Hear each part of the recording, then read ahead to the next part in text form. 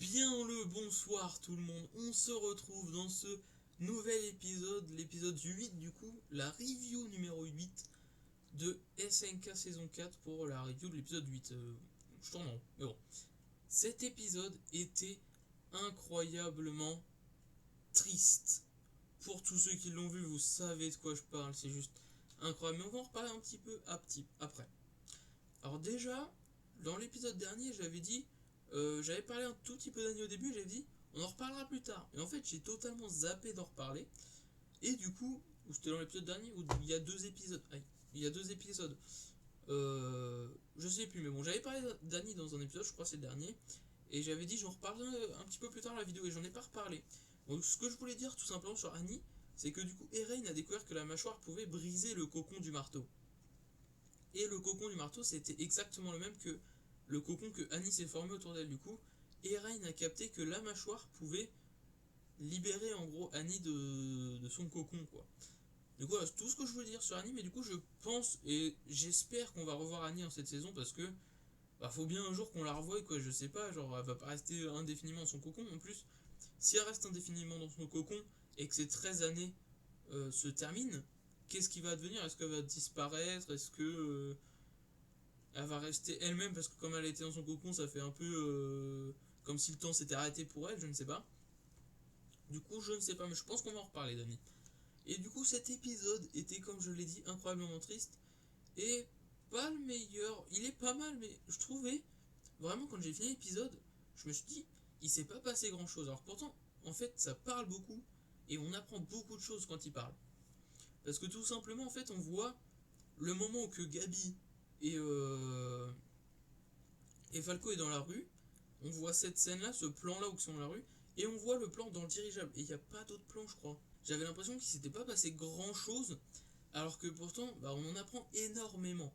Alors déjà, avant qu'ils arrivent dans le dirigeable, les Rain et tout, il y a eu Rainer du coup qui s'était relevé à la fin du dernier épisode.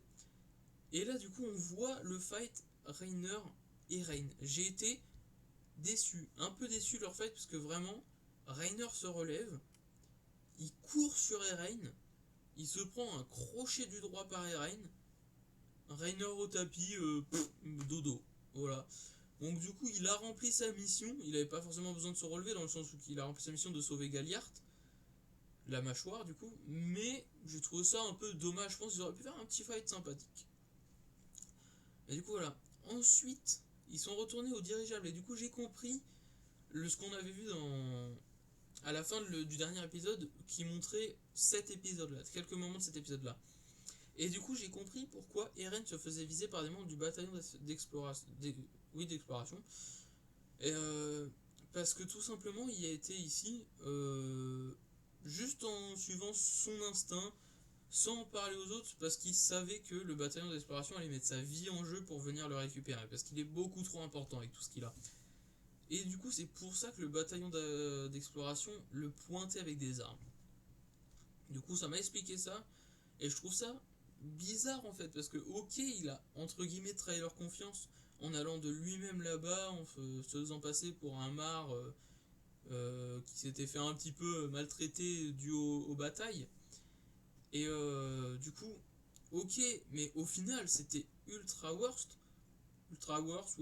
Bon, c'était ultra bien ce qu'il a fait, parce que grâce à ça, il a pu récupérer le marteau et il a fait énormément de pertes dans le rang marre, alors que le bâton d'exploration, quand tu regardes, il n'y a pas eu tant de pertes que ça. Du coup, voilà, je trouve ça incroyable. Ensuite, on arrive au moment triste. Alors, du coup, Gabi qui arrive à rentrer dans le dirigeable. Comment il y arrive? Tout simplement parce qu'il y avait un soldat ultra con qui est resté 1000 ans par terre, accroché au dirigeable en fait, mais dans les airs. Pourquoi il est resté autant de temps, j'en sais rien, parce que très clairement ils n'avaient aucun moyen d'aller abattre le dirigeable ou de monter dans le dirigeable, du coup c'était totalement con. De 2, du coup il s'est fait shooter par Gabi, et de 3, parce qu'il a hésité en plus à shooter Gabi, et du coup Gabi elle a pas hésité, elle a fait paf.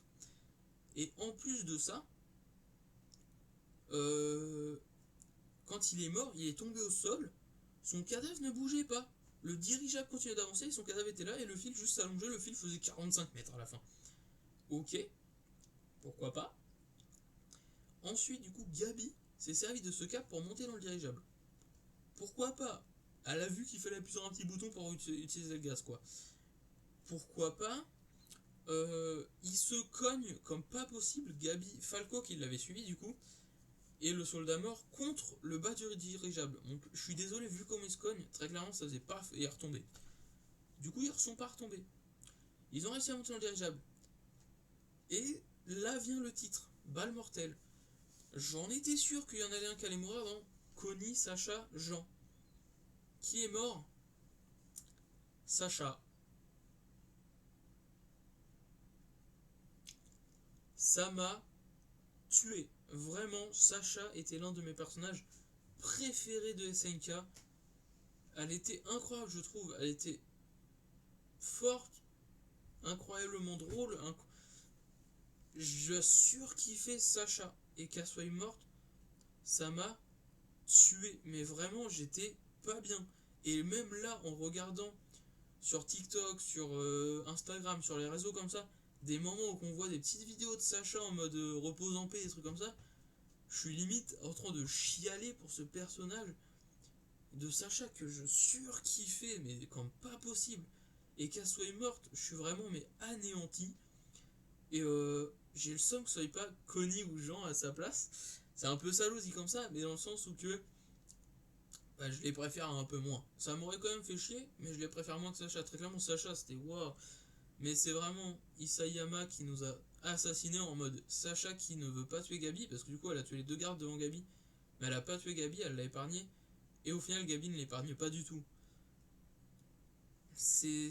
Ah là là, elle aurait dû la buter, c'est triste. Alors Gabi, je la kiffais en plus, et a fait ça. Pourquoi Gabi? Pourquoi?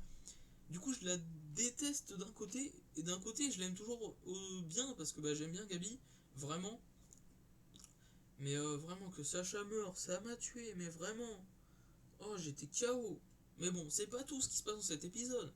On apprend aussi que Sig est dans le rang du bataillon d'exploration. Il est avec eux. Pourquoi? Je comprends pas à quel moment il est passé avec eux. Pourquoi il est avec eux? Comment ça s'est passé? Pourquoi... Bon, du coup, ça fait plusieurs années qu'il est avec eux. Et j'en ai parlé à mon pote, du coup, et mon pote pense que même depuis la bataille de la saison 3, il est avec eux. Moi, je pense pas qu'il était avec eux lors de la bataille de la saison 3. Tout simplement parce que s'il était avec eux, pourquoi il aurait tué autant de membres du bataillon d'exploration, dont Erwin avec des caillasses, pour au final faire ça? Et en plus, c'est de là que est née la haine de Levi envers le titan bestial, du coup. Et du coup, je me demande vraiment, je pense qu'il n'était pas dans leur rang à ce moment-là. Surtout que s'il était dans leur rang à ce moment-là, bah, il avait juste à se retourner contre du coup le charrette qui était sur place et Rainer qui était en PLS et Berthold qui était vraiment en PLS qui s'est fait bouffer au final. Il avait juste à se retourner et au final le bataillon d'exploration aurait eu l'originel, l'assaillant, le colossal, le cuirassé, le charrette, le bestial. Ça aurait été incroyable.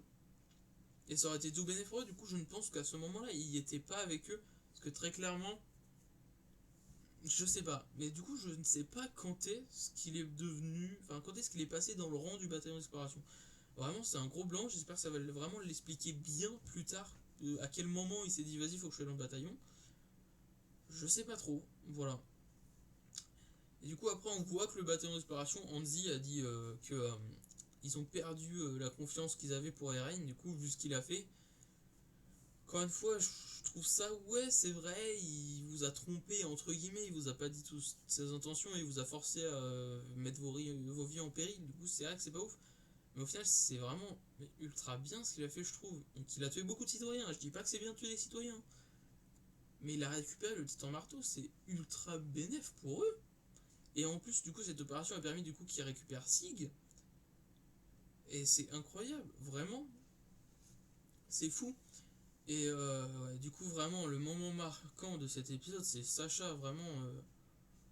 J'étais anéanti quand j'ai vu la balle qu'elle avait en elle. Au début, je la vois pas, je fais. Il y a un petit espoir, mais au fond de moi, je savais que c'était impossible qu'elle survive. Mais je me disais, allez, un petit espoir. Et là, quand Connie arrive, les larmes aux yeux, il fait elle a rendu l'âme. J'étais mort, mais vraiment horrible cette sensation. Et du coup, la fin de l'épisode, on voit quelques images du prochain. Et très clairement, je pense que ça va être un épisode avec beaucoup de souvenirs. Où qu'on va revoir du Sacha ou d'autres membres. Mais vraiment, je pense que ça va être beaucoup de souvenirs dans le prochain épisode. Cet épisode-là, vraiment, je pense que c'est pas le pire. Parce qu'il était bien, mais le pire dans un sens émotionnel. C'était le plus incroyable émotionnellement parlant pour moi. C'était fou. Mais il était quand même bien et on en apprend beaucoup. Vraiment beaucoup. Sur ce, j'espère que cette petite review vous aura plu. On se retrouve pour le prochain épisode, du coup la semaine prochaine. Est-ce que c'est un épisode ultra intéressant? Je sais pas. Parce que du coup, oui, comme j'ai dit, je pense qu'on va beaucoup voir des rollbacks. Du coup, je sais pas s'il va vraiment y avoir des trucs incroyables à dire dessus. Mais du coup, j'espère que cette petite review vous aura plu. On se retrouve pour la semaine prochaine pour la review 9 de SNK, du coup, pour l'épisode 9. Et sur ce, si vous venez de vous lever, passez une très bonne journée. Si vous allez en soirée, passez une très bonne soirée. Si vous allez vous coucher, passez une très bonne nuit. Et sur ce, à la prochaine.